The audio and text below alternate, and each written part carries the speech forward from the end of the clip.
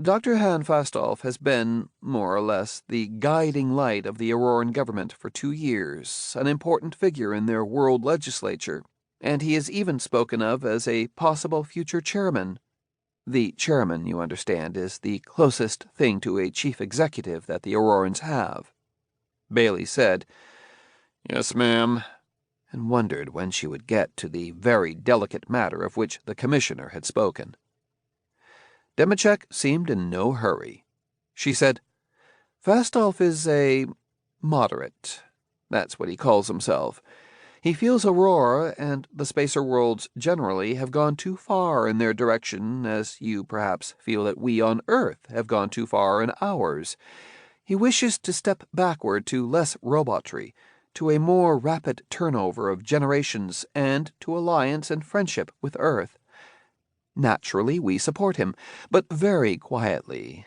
If we were too demonstrative in our affection, that might well be the kiss of death for him." Baley said, "I believe he would support Earth's exploration and settlement of other worlds." "I believe so, too. I am of the opinion he said as much to you." "Yes, ma'am, when we met." Demachek stapled her hands and put the tips of her fingers to her chin. "Do you think he represents public opinion on the spacer worlds?" "I don't know, ma'am." "I'm afraid he does not. Those who are with him are lukewarm. Those who are against him are an ardent legion. It is only his political skills and his personal warmth that have kept him as close to the seats of power as he is. His greatest weakness, of course, is his sympathy for Earth.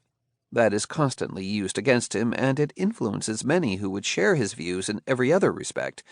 If you were sent to Aurora, any mistake you made would help strengthen anti-Earth feeling and would therefore weaken him, possibly fatally. Earth simply cannot take that risk." Baley muttered. "I see." "Fastolf is willing to take the risk. It was he who arranged to have you sent to Solaria at a time when his political power was barely beginning and when he was very vulnerable.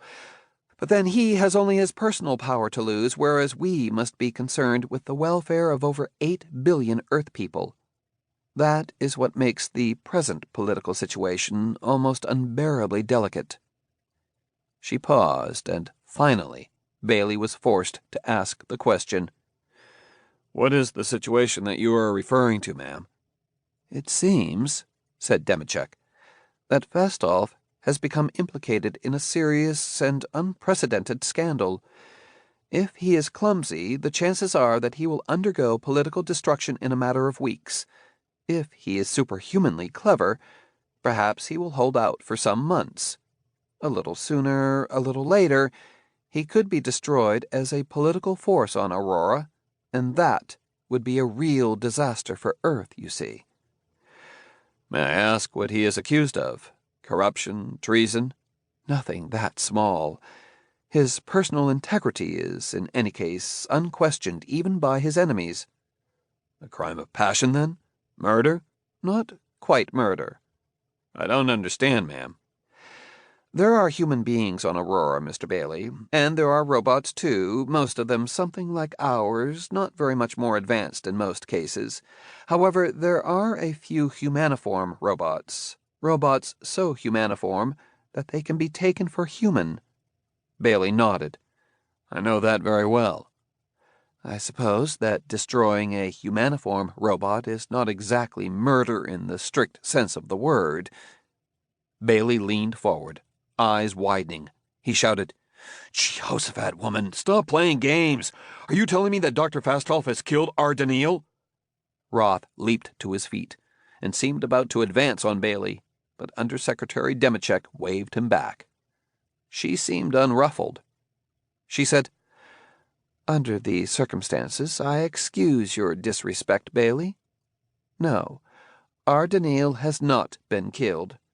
He is not the only humaniform robot on Aurora. Another such robot, not our Daneel, has been killed, if you wish to use the term loosely. To be more precise, its mind has been totally destroyed. It was placed into permanent and irreversible roadblock." Baley said, And they are saying that Dr. Fastolf did it? His enemies are saying so. The extremists, who wish only spacers to spread through the galaxy and who wish Earth people to vanish from the universe, are saying so.